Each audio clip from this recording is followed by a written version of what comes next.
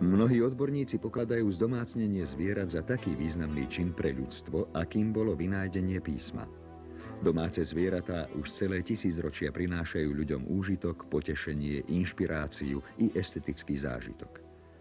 Chov zvierat nestratil svoj význam ani v dnešnej modernej dobe, skôr naopak. Človek sa aj takýmto spôsobom približuje k prírode a navyše aktívne využíva svoj voľný čas. Budúcim chovateľom a chovateľom začiatočníkom ponúkame niekoľko drobných rád.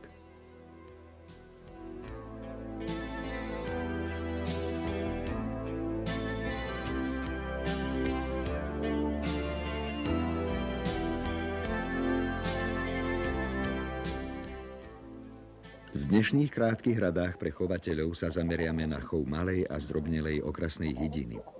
Možno v priebehu nášho rozprávania sa sami presvedčíte, že v tomto prípade pôjde nielen o chov pre úžitok, ale predovšetkým pre krásu, športové trofeje, chovateľskú hrdosť, šikovnosť a najmä pre potešenie.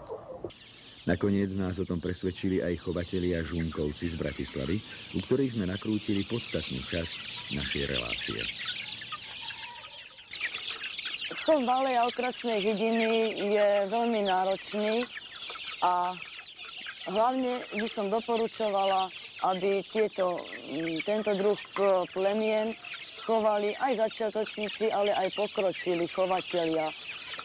Zdrobnelá hydina a malá hydina sa doporučuje chovať aj v prímestských oblastiach, aj v mestách, kde sa vlastne zakladajú trávnaté výbehy, ktorú táto hydina práve potrebuje. Zdrobnelé plemená sú vlastne v malom vydaní veľkých plemien a vyznačujú sa aj veľkou užitkovosťou, čo sa týka hlavne v produkcii vaječnej hmoty a počte znesených vajíčiek. Podľa pôvodu jedincov rozdeľujeme okrasné plemená nie veľkého vzrastu na malé a zdrobnelé plemená. O našom pôvodnom slovenskom plemene Oravky sme hovorili v predchádzajúcich reláciách. Príkladom zdrobnelého plemena je Oravka malá. Na prvý pohľad sú takmer rovnaké, samozrejme až na veľkosť. Je zaujímavé, že chovatelia tohto plemena dosiahli doteraz pri čistokrvnej plemenitbe lepšie výsledky, ako sa dosiahli pri veľkých typoch. Zo 77 druhov veľkej hydiny bolo doteraz vyšľachtených vyše 50 zdrobnelých plemien. Okrem Oravky je veľmi známa zdrobnelá paduánka čierna. Keďže nemá hrebeň, ktorý je akýmsi regulátorom teploty, vyhovujú jej skôr chladnejšie zemepisné pásma. Iným farebným rázom sa od predchádzajúceho jedinca líši paduánka zlatobiela. Aj zdrobnelá faverolka lososovitá má farebnú odlišnosť. V tomto prípade však iba medzi sliepočkou a kohútom. Inou zvláštnosťou, ktorou toto plemeno vyniká, je 5 dobre vyvinutých prstov.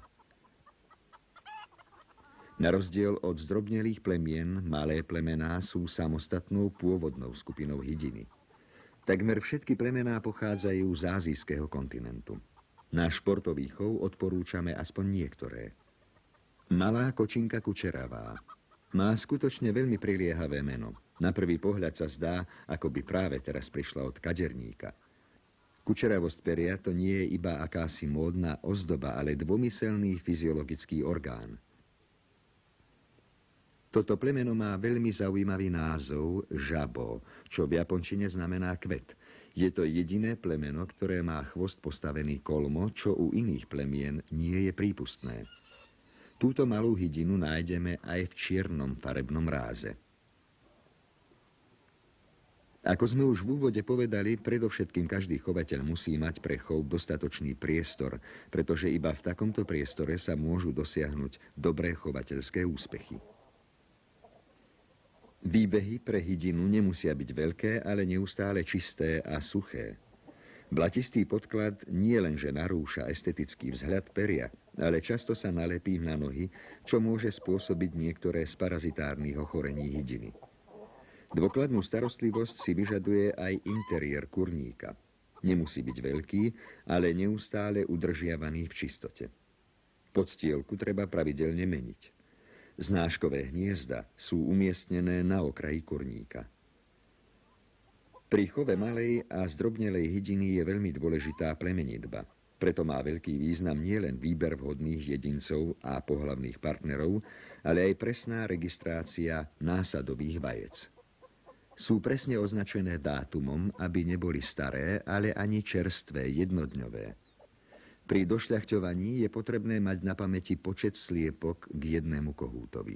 Pri malej hydine je to maximálne 5 sliepok na jedného kohúta. Ak nemá chovateľ dostatok kvočiek, môže si pomôcť aj umelými liahňami. Nesmie však zabúdať na to, aby liaheň mala stálu teplotu a vlhkosť. Násadu treba kontrolovať a vajíčka pravidelne prevracať. Vývoj zárodku trvá 21 dní. Z predchádzajúcej násady sa v liahni vykľuli prvé kuriatka. Niet pochýb, že z nového potomstva má chovateľ mimoriadnu radosť. Kuriatka zostávajú v liahni až do chvíle, keď sú dokonale suché. Až potom ich treba preložiť do zvláštneho, hygienicky upraveného chovného priestoru. Tieto kuriatka totiž vyžadujú viac starostlivosti, ako im dáva prirodzená kvočka, ktorá ich chráni pred chladom, nebezpečenstvom a učí ich prijímať potravu. No i napriek tomu o potravu sa musí postarať predovšetkým chovateľ.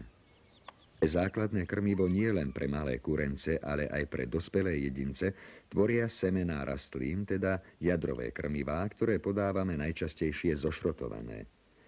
Ku šrotu obilnín môžeme pridať kyslé alebo sušené mlieko, tvaroh, nastrúhané vajíčka a posekané zelené doplnky. Kuriatka i dospelé kury musia mať vždy dostatok čerstvej, čistej vody. Nesmieme zabúdať ani na grit, ktorý pozostáva z drobných zrniečok piesku. Starostlivosť o malú a zdrobnelú hydinu dáva chovateľovi nielen potešenie, ale aj úžitok. Aký? Posúďte sami.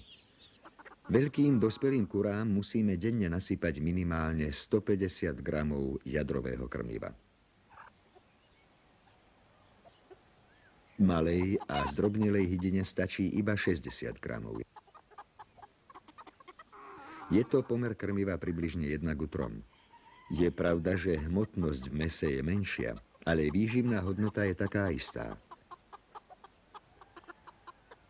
Ešte lepšie to vidíme na vajíčkach. Znáška v porovnaní s veľkou hydinou je takmer taká istá. Pozrime sa ale na obsah vajíčka. Toto je od veľkej sliepky. Pomer žltka, ktoré je vo vajci najhodnotnejšie, je 1:1,7. Hmotnosť bielka je väčšia. Pomer bielka a žltka vo vajíčku zdrobnelej hydiny je 1:1. Ekonomický prínos vzhľadom na spotrebu krmiva je teda jednoznačný. Nechajme však ekonómiu a venujme sa ešte trocha kráse a potešeniu. Veď sa chystáme na výstavu, kde prísnej porote posudzovateľov neujde nejaká chybička krásy.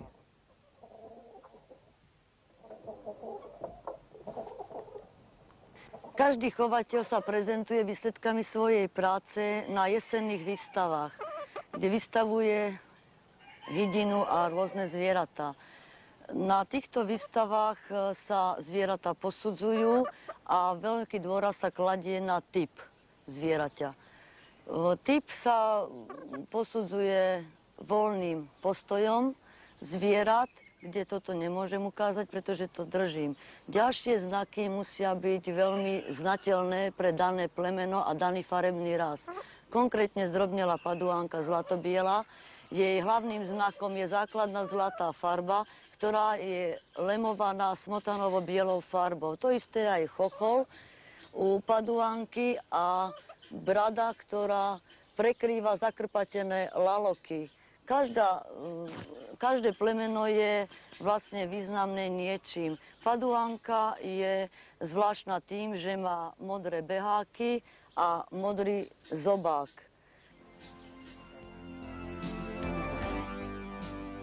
Starostlivosť, zručnosť a často neľahká práca priniesli svoje ovocie. Krásne, čistokrvné plemeno, hodné obdivu. Chovateľovi navyše krásu a potešenie, ktoré sa nedá zaplatiť nejakými peniazmi.